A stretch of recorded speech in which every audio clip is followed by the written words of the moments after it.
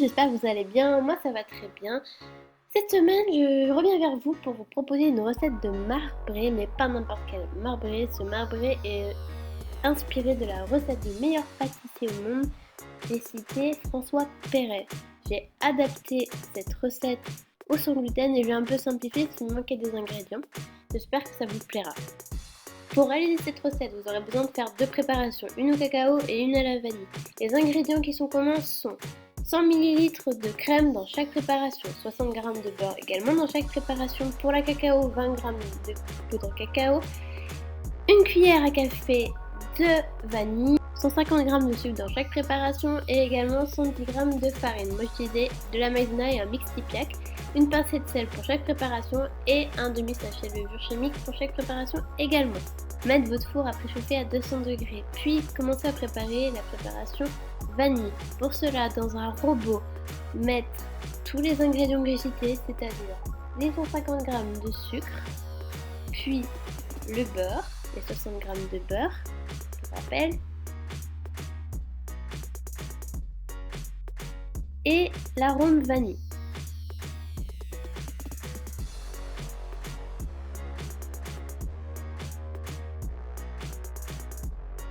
Ajoutez également une pincée de sel. J'ai oublié de préciser que le beurre doit être mou, donc il faut le sortir quelques minutes avant de réaliser la recette. Puis mixez le tout. Bien mixer, ne pas hésiter à racler les bords pour être sûr que tout soit bien homogène. Arrêtez quand la préparation est homogène.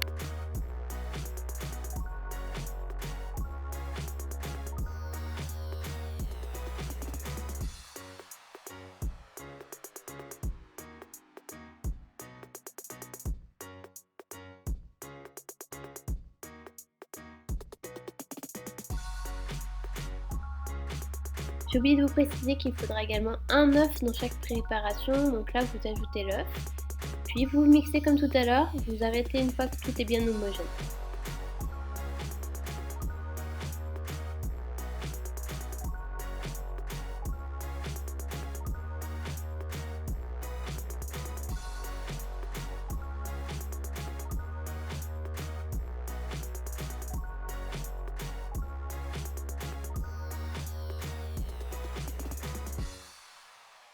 Une fois que la préparation est bien homogène, ajoutez la farine et le demi-sachet de levure.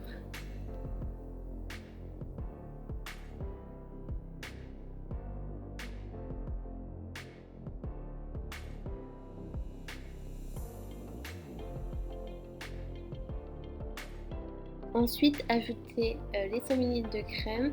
Moi, j'utilise de la crème soja, donc si vous aimez bien la crème soja, vous pouvez l'utiliser, ça vous évitera d'user de crème avec du lactose et mélanger.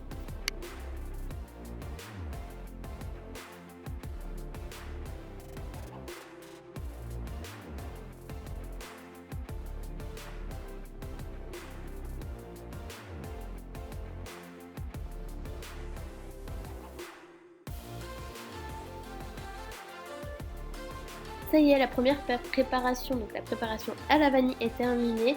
Donc vous allez la mettre de côté dans une petite assiette, dans un récipient comme vous le souhaitez. Puis on va réaliser la deuxième préparation. Pour cela on va avoir besoin du robot. Donc il va falloir que vous fassiez un peu de vaisselle entre les deux préparations et on se retrouve juste après.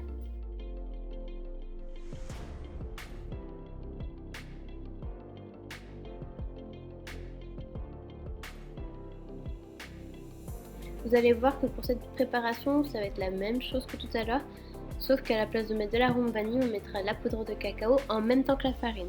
Donc dans un premier temps, mettre votre sucre, votre sel, votre beurre dans le mixeur, bien mixer.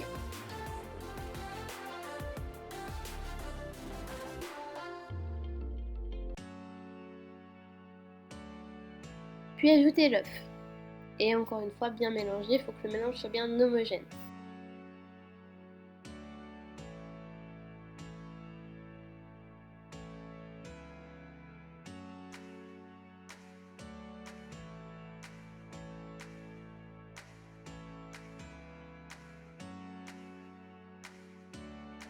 Ensuite, ajoutez la poudre de cacao. Faites attention, certaines contiennent du gluten. Par exemple, moi j'utilise la Nesquik qui ne contient pas de gluten. Après, doit exister d'autres marques qui sont également sans gluten. Ajoutez également la farine et la levure, puis mélangez à nouveau.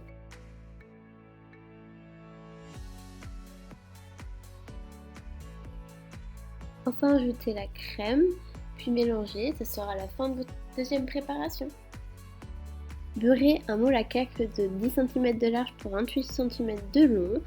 Puis, si votre préparation n'est pas trop liquide, ça dépendra de la farine que vous avez utilisée, notamment si vous êtes avec gluten, vous n'aurez pas de souci. Vous pourrez faire une jolie présentation, c'est-à-dire qu'il faut, à l'aide d'une poche à douille, former des S, un coup la vanille, un coup le chocolat, et ainsi de suite jusqu'à ce qu'il ne vous reste plus de préparation.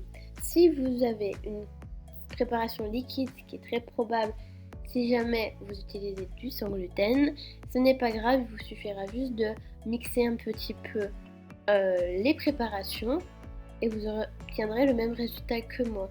Ensuite, à l'aide d'un couteau, formez des S comme je l'ai fait sur la vidéo tout à l'heure, et ça vous permettra d'avoir un joli marbré malgré tout. Faire cuire 15 minutes à 200 degrés. Puis baissez votre température de four à 145 degrés. Puis laissez cuire votre cake pendant environ 1 heure, bien surveillé pour qu'il ne brûle pas. Lorsque votre cake est quasiment cuit, faire une préparation pour un sirop. Pour cela, faire bouillir 125 g d'eau avec 25 g de sucre et 7,5 g de rhum.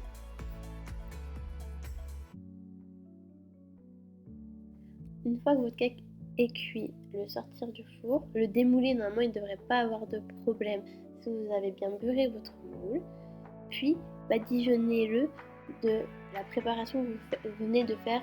Il faut que cette préparation soit chaude pour que le biscuit soit bien imprégné.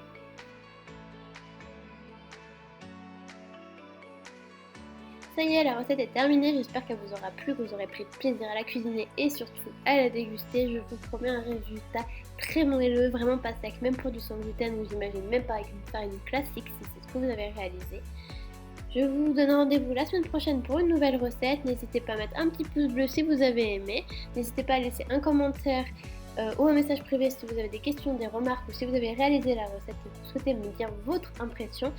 Et n'hésitez pas également à vous abonner si jamais vous voulez être sûr de ne pas louper mes prochaines vidéos. J'ai également un blog, je vous mets le lien si vous voulez voir toutes mes recettes. Il y en a beaucoup plus que sur YouTube. N'hésitez pas à cliquer. Bonne semaine à tous!